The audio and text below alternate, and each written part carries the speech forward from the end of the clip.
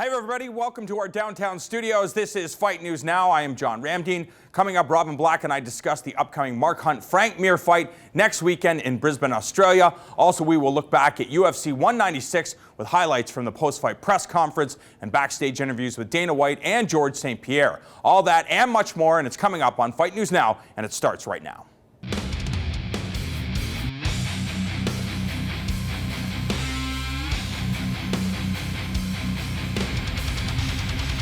Happy to be joined by Robin Black. Coming up on March 20th, the UFC returns to Australia for Fight Night. Former UFC heavyweight champion Frank Mir taking on the former K1 champion Mark Hunt. I know a lot of people look at this matchup as a stylistic matchup. You have the jiu-jitsu guy, the grappler in Frank Mir, and the puncher and kicker in Mark Hunt. We know that there's ego involved in mixed martial arts.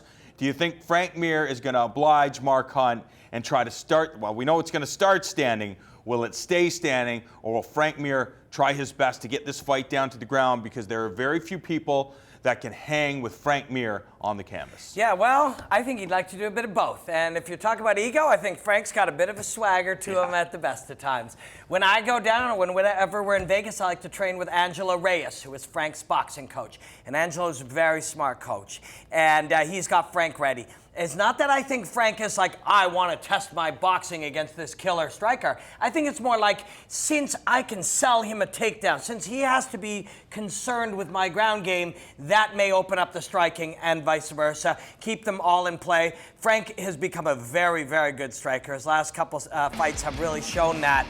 You know, he's got a nice calm demeanor these days when he fights. We know he can do that. That is really rough to see, eh, John? That's, yeah, and then he can now do that too. Frank's got it all, man, as he gets, he can also do this. He can take your leg off, and that is not just any size leg. That is one of the, also he can do that. Frank is a very good fighter. In his mid to late 30s, he's becoming probably the best fighter that he's ever been. He's smarter, he is more economical, he moves very well, he's calm, he's intelligent, he's got all the skills. Frank is gonna go in there and try to make this a big statement fight, but that is not easy to do. Over the last 7 fights, 2 victories, Todd Duffy and Bigfoot Silva. Many people would say the Bigfoot Silva, the best days are behind this guy because of everything that's going on in the mixed martial arts landscape. And Todd Duffy just overmatched by a guy that's been in this game for so long. Mark Hunt knows how to manage range. I think a lot of people look at Mark Hunt's physique, they look at his just everything. They don't anticipate that this guy can move the way that he moves on the different angles. His footwork is some of the best, not only in the heavyweight division, but maybe in mixed martial arts. And he knows when he lands. I just see right there, he didn't need to continue. Mark Hunt has crushing power and surprising power for a lot of people. Yeah, and he moves like a cat. And when you picture a cat, you picture this long, sinewy thing. There's also those fat cats who sit up on the top of the radiator. They stay nice and warm. They cuddle with you. When you get them to move, hey, man, we're going to pay you X amount of money to move for 15 minutes. Those cats still move like cats. And that's what Mark Hunt does. If you had to, somebody's gun to your head, say you got to bet on a knockout, you should bet on Mark Hunt if a knockout was going to happen. But if you're Frank Mir, the smart game, you cannot half-ass that striking. If you draw him back and commit to him, that's what he did with Duffy. Drew Duffy in, drew him into that dead space, and drilled him on the way in. Would he be able to do that against Hunt? You're better off to at least commit to that concept than to half-ass it. Because if you half-ass it, Hunt just puts one behind it, comes in behind one punch, you're halfway in, halfway out, you're uncertain, he adds a second or a third punch on the end, and you're out. You've got to stand in there, nut up, and stand in there a little bit. If he does that, all he needs to do is be okay and or slightly ahead. That will make the takedown come a little bit easier. But Mark Hunt has become, again, that big old fat cat. They move their feet really, really well. He doesn't stand in front of you. The takedown isn't linear. He's outside on the, cycling around. He's good off the fence. It's a fun heavyweight fight, man. It's nice. There's been some complicated fights going on, complicated concepts, all kinds of stuff. I think we're all ready for a good old heavyweight fight. This is what he looks like these days. Look at the way he moves. It's not a straight line. You can't find a straight line in there. Even when he's coming in to land that right hand, it is on a diagonal.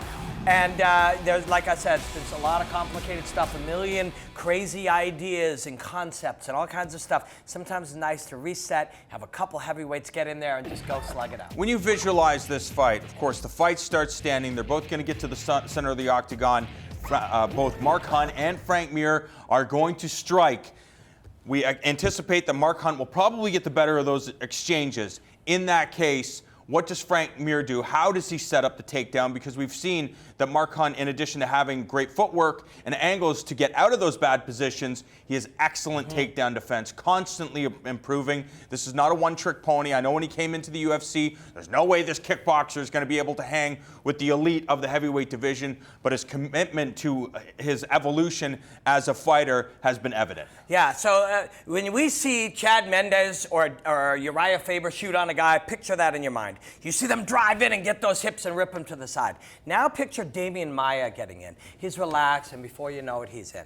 That's the way Frank Mir can move. Yeah, and that's the way Frank Mir can move against this giant cat. To kind of come in, lull him into it, and before you know it, just gather him up. That's going to be a better choice for him than explosive sprint off the line kind of work. If Frank Mir can just manage that range, and drawing him into striking helps that. He's got to deal with your striking. If he starts moving forward, get him moving forward on you instead of retreating. Gently move in and meet him in the middle. Once you get a hold of that big man, at least that's in play. Frank, like you mentioned, I think it would be, like at the beginning we said, if somebody's getting knocked out, you got to bet your money on Hunt, although I think Angelo will have this guy ready.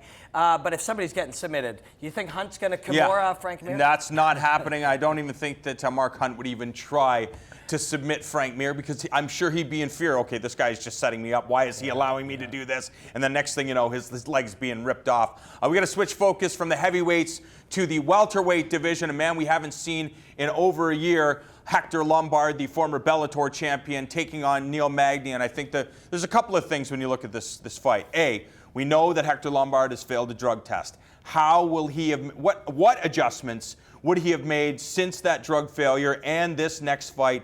It's been over a year, and on top of that, he's going to have a huge deficit when he's dealing with the reach. Neil Magny, more than a 10-inch reach advantage in this fight, in addition to the fact that he's been very, very active over the last year. Well, fights begin, any kind of measuring of two guys, doing the math of two guys begins with a body type and an athletic sort of baseline.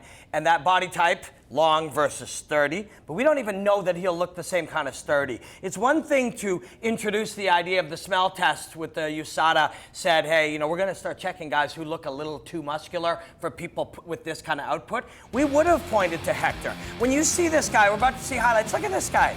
Do most sort of, endurance athletes or combination power endurance athletes look like this? They don't. That's why they tested these guys. It was very, very gutsy of the USADA people to be able to say, hey, we're testing based on body size. They did that to him and he failed. So we don't even have to theorize he failed the drug test. He will look different. Will he move different? Will he be less explosive? If so, Magny's he's been developing that game for a long time and he's damn good at it. We know that Neil Magny will certainly have confidence on his side, and we are going to get you set for all the action happening down under next Thursday, March 17th, St. Paddy's Day at 6 p.m. Eastern, as we look ahead to all the action in Australia, including that main event between Mark Hunt and the former UFC heavyweight champion, Frank Mir.